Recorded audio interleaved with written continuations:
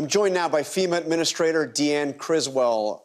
Thank you so much for joining us this morning. What is your top concern right now? So I think the biggest concern that I have right now is the fact that we are still in such a dangerous situation. The red flag warnings have been reissued, the winds are coming back, and we still want to make sure that people are in a safe place. And I know that that's hard for so many because they want to get back in, they want to see their home, they want to see if there is anything left. But this life safety piece, not just for them, but making sure that our firefighters don't get hurt as well, that is the most important piece as they continue to try to contain this fire. Do first responders, the people of Los Angeles, have everything they need from the federal government right now? We are in there supporting them. The support for the firefighters themselves that is coordinated through the NIFC, the National Interagency Fire Center.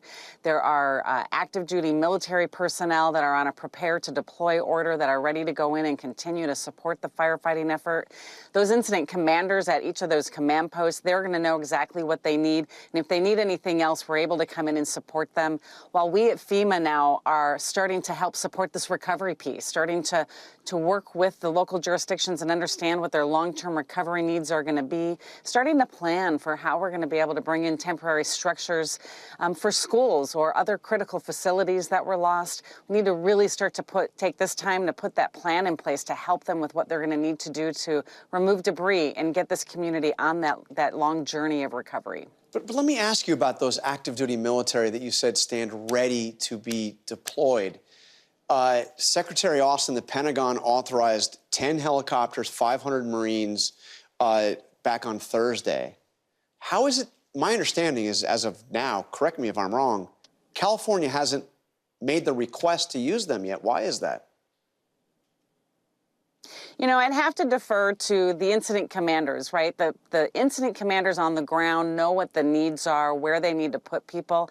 And often in these situations, it's very strategic. It's not necessarily about always putting more people on that. We have to make sure that it's safe. And, you know, you can only add so much aircraft in the airspace.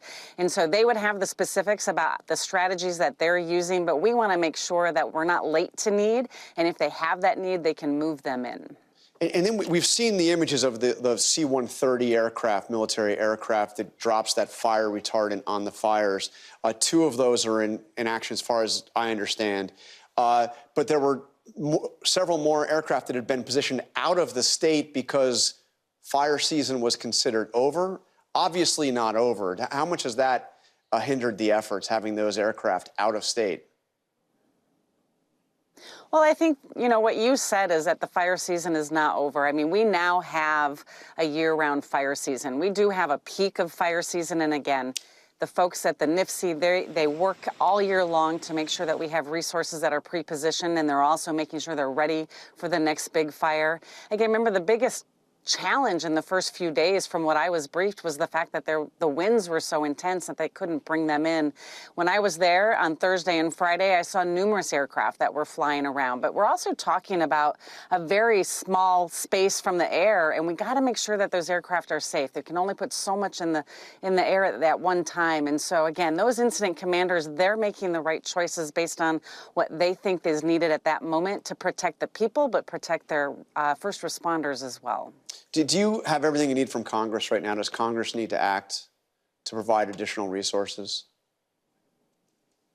So we're very grateful for the bipartisan support of the supplemental. FEMA got an additional $27 billion for our disaster relief fund. So we have the funding to support this response, to support this recovery, but also to continue to support the recoveries from Hurricanes Helene and Milton and the other 179 declarations that we had last year alone across the United States.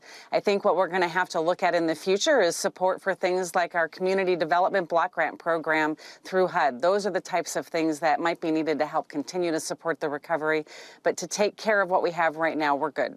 And quickly before you go, your job expires on, I think, 12/01 on January 20th as the new administration is sworn in. How is that transition working? Are you confident that it will be a smooth transition? Yeah, I mean, we've obviously been through many transitions before. We have established lines of succession, and I have a Region 6 regional administrator that's coming into act. He's got 37 years of experience with FEMA, and he's going to be able to take the realm at 1201. And the women and the men of FEMA, they are committed to continuing to support all of the recovery efforts across the nation. All right, Deanne Criswell, thank you very much for your time this morning, and good luck. Thank you.